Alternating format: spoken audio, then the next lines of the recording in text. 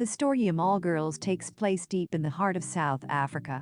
Specifically, it follows Special Investigator Jody Snyman as she begins investigating a string of murders. All of the victims happen to be men involved in trafficking rings. Ntombi is our killer, which we find out very early on in the film. She marks every body with the initials of the victims on their chest. Jody follows this breadcrumb trail of bodies all the way to the film's third act, where she uncovers the real ringleaders at the top of all this. Who caused the car crash. The climax of I Am All Girls sees Jody learn the truth about Ntombi. However, their car is involved in a horrendous crash that rolls over and leaves Jody unconscious. The culprits here are Salam's men. Ntombi shoots them and kidnaps Salam, saving Jody's life. Jody recovers in hospital where Captain George tells Jody she's off the job.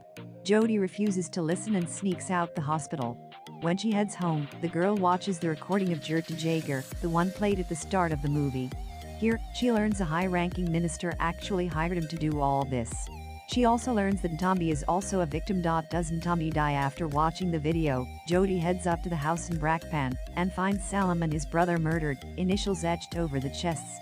This is Ntombi's doing, of course, but Jody is distracted by a plane landing on the airfield nearby. The high-ranking minister mentioned in Jert's video is there, and he looks to be on the verge of striking an illegal deal with the Arabs, who show up. A gun battle ensues when Jody's partner Rens gets involved, eventually culminating in Ntombi being shot dead in a gun battle.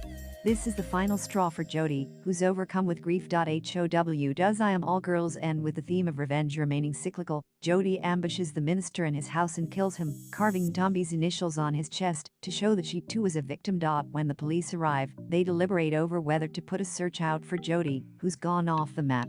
Jody is actually at the airport, catching a flight to Iran, and intent on apprehending those men we saw the minister dealing with on the airstrip.